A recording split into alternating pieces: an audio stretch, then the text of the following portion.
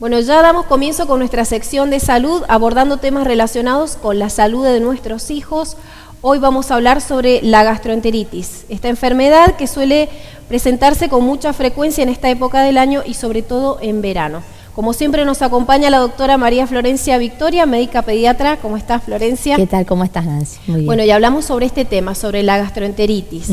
Tema importantísimo. Hay que tener en cuenta que la gastroenteritis, junto con las infecciones respiratorias agudas, son dos de las causas principales de mortalidad infantil. Entonces es muy importante, es uno de los temas más importantes en pediatría. Bien. ¿Cómo lo prevenimos? ¿Cómo empezamos a prevenir esta enfermedad que, como bien decía recién, comienza a desarrollarse en esta época del año? ¿Por qué se da? Bueno, la gastroenteritis se da, hay muchas formas de prevenirlas. Podemos hacer muchas cosas nosotros desde la casa para evitar que nuestros hijos tengan uno de estos cuadros. Sobre todo con el tema de evitando la contaminación de los alimentos, cocinando bien los alimentos, higienizando bien todos los utensilios que vamos a utilizar, no cortando la cadena de frío, sobre todo con los lácteos, con las carnes, con los huevos, con ciertas cosas que no deben perder la cadena de frío, con una correcta eliminación de las excretas, de la materia fecal, con el tema de los animales, con mucha higiene si tenemos animales en la casa, tratando de evitar tener ciertos animales. Por ejemplo, las iguanas, si uno tiene una iguana en la casa, la iguana puede llegar a producir un tipo de bacteria que puede dar una gastroenteritis. En los viajes, teniendo en cuenta qué agua vamos a tomar. Si viajamos a un lugar donde el agua no es muy confiable, siempre tomar agua mineral. Si por ahí estamos tomando, hay otras diarreas que se pueden producir por tomar mucho tiempo un antibiótico, entonces hay muchos factores que pueden llegar a desencadenar una gastroenteritis. ¿Esta diarrea generalmente va acompañada con vómitos? La diarrea se define como un aumento de la frecuencia y del volumen de la materia fecal y una disminución de la consistencia respecto al ritmo habitual que tiene nuestro hijo. Por ejemplo, nuestro hijo está habituado a hacer caquita 1 o 2 veces al día, ahora está haciendo 4 o 5 veces al día, aumentó la cantidad y es una caca mucho más líquida. Y ahí obviamente hay que estar alerta. Tenemos que estar alerta porque eso indica que está con una diarrea. Aparte de líquida, puede tener moco, puede tener pus, puede tener otras características que también a nosotros nos van a guiar para saber qué germen la puede estar produciendo. Por lo general también se acompaña de otros síntomas, aparte de la diarrea, puede darse con vómitos alimenticios, o sea, de lo que ha comido habitualmente. Si toma leche va a vomitar eso, puede darse con dolor abdominal, puede darse con fiebre alta o no tan alta, una febrícula, puede acompañarse de otros síntomas también. Bien. ¿Y qué gérmenes provocan la gastroenteritis? Bueno, son varios los gérmenes que pueden producir la gastroenteritis y de acuerdo a la época del año, por ahí sospechamos de algunos o de otros. Por ejemplo, los virus, el más frecuente es el rotavirus, que afecta sobre todo a los lactantes menores de 6 meses, se caracteriza mucho por producir vómitos. Empieza con un cuadro de vómitos profusos y después sí se produce la diarrea. Gracias a Dios ahora con el tema de la vacunación, que se ha implementado la campaña para todos, que se ponen todas las vacunas, tanto las de calendario como las que no eran de calendario, se ha incorporado la vacuna del rotavirus que se pone en 2 dosis que deben colocarse antes de los 6 meses. Con esto esperemos que se vean resultados y que disminuya un poco la incidencia de este germen. ¿Esto fue a partir de este año? A partir de este año se incorporó la vacuna del rotavirus. Otro de los gérmenes que puede llegar a producirla son las bacterias. Las bacterias como la Escherichia coli, la Shigella, la Salmonella, la Yersinia, que hablábamos recién con el tema de los lagartos o de los reptiles de tener en casa. Este tipo de diarrea se da más en verano y se caracteriza por producir una diarrea mucosanguinolenta, puede tener como hilitos de sangre la diarrea. Entonces cuando el papá viene, la mamá y nos dice, mi hijo hizo caca con hilitos de sangre, ya abrimos un poco más los ojos, tenemos que pedir otro tipo de estudios, hay que estudiarlo un poquito más en profundidad, porque una de las enfermedades que se puede llegar a producir es el síndrome urémico hemolítico. Seguro. Siempre hay que descartarlo. que no solamente se caracteriza por la diarrea mucosanguinolenta, sino también por la palidez cutánea, puede dejar de hacer pis, puede afectar la parte renal. Entonces hay que tener un poquito más de cuidado. Otro de los gérmenes que también puede intervenir son los parásitos.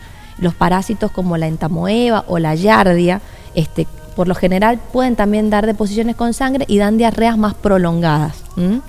Y otras cosas también son las toxinas de ciertas bacterias que se producen por ingerir algunos alimentos, como por ejemplo el botulismo, el Clostridium botulinum, que también nos puede dar episodios de gastroenteritis. Bien. Y si no se trata a tiempo, ¿qué puede ocurrir? Si no se trata a tiempo, podemos llegar a una deshidratación. Si nuestro nene vomita mucho y sumado a ese vómito también está con mucha diarrea, mucha pérdida de líquido, de electrolitos, porque también perdemos sodio, potasio con la diarrea, podemos llegar a un grado de deshidratación. Que eso es a lo que los papás tienen que estar alertas para poder consultar. Bien, ¿cómo es el tratamiento? Si nosotros vemos que por ahí los síntomas que por ahí nosotros tenemos que tener en cuenta para poder acudir a la consulta, nuestro hijo a lo mejor va a estar ojeroso, va a estar pálido, va a tener la lengua débil, decaído, va a tener la lengua seca, no va a orinar como siempre, por ahí no va a mojar la cantidad de pañales que moja habitualmente. Cuando pasa esto ya nos damos cuenta que se puede estar deshidratando. Entonces ahí acudimos a la consulta. En una primera instancia, en la guardia, nosotros colocamos alguna medicación como para cortar los vómitos, para evitar que si se perpetúan los vómitos, se pueda deshidratar más. Y después, si ya empieza a tolerar, una vez que esperamos un ratito después del antiemético y empieza a tolerar bien el pecho o algún tipo de líquido, podemos indicar las sales de rehidratación oral, que aparte de incorporar líquido, también incorporan todos los electrolitos que se perdió con el vómito o con la diarrea. Bien. Doctora, ¿qué pasa en el caso de que nuestro hijo no responda ante el tratamiento? Bueno, si vemos que hicimos esa medicación, no respondió al tratamiento antiemético, a la medicación para cortar los vómitos, sigue vomitando, sigue con mucha diarrea, hay casos en los que hay que internar a los chicos y hay que hidratarlos por vía endovenosa, hay que colocarles un suerito y dejarlos en ayuno e hidratarlos en la guardia o internarlos. Bien. Bueno, y para cerrar entonces, precisamente, ¿qué cuidados debo tener para prevenir la gastroenteritis? Bueno, primero higienizarme muy bien las manos cuando vamos a cocinar, evitar la contaminación del agua y de los alimentos. Si el agua que tenemos en la casa no es segura, hervir el agua o tratar de comprar agua mineral. No evitar que los alimentos pierdan la cadena de frío, conservarlos a una buena temperatura. No utilizar la misma bandeja cuando picamos carne que la bandeja la tabla, que vamos a utilizar para la verdura. Tratar de consumir los alimentos, si tenemos algún lácteo o algo en la heladera, tratar de consumirlo en el día. Y una vez que se produce este tipo de cuadros, si ya nuestro hijo tiene una diarrea, una gastroenteritis o un dolor abdominal, evitar dar tecitos que por ahí se tienden a tener propiedades digestivas, que por ahí van a producir más diarrea, como la manzanilla, el anís, y no dar medicamentos como por ejemplo el Sertal, la Buscampina, los medicamentos en gotitas, en comprimidos, en nada. ¿Por qué? Porque hay veces que otros cuadros de índole quirúrgico, como por ejemplo la apendicitis, puede producir exactamente los mismos síntomas, diarrea, vómitos, dolor abdominal, y al dar esto nosotros tapamos los síntomas o los calmamos por un tiempo, y por ahí cuando se descubre el cuadro es tarde, puede ser peligroso, puede haber ya complicaciones. Hay que tener mucho cuidado, y sobre todo cuando ya comienza la época de pileta, que por ahí uno manda a su hijo con la merienda. Y bueno, como vos decías, cortamos la cadena de frío, tiene que ir los alimentos en alguna nevera con hielo, ¿no? Bien refrigerado, que compren agua mineral, que se laven las manos cuando van a ingerir los alimentos. Bueno, Florencia, muy interesante esta información. La semana que viene vamos a estar hablando sobre accidentes domésticos. Accidentes domésticos. Vamos a hablar sobre los principales accidentes, intoxicaciones y accidentes que pueda haber en el hogar. Y cómo responder también ante esas cuestiones, nos vas a brindar algunos consejos. Exacto. Bueno, Florencia, muchísimas gracias por estar acá, entonces te esperamos la próxima semana. Gracias a vos, Nancy. De nada.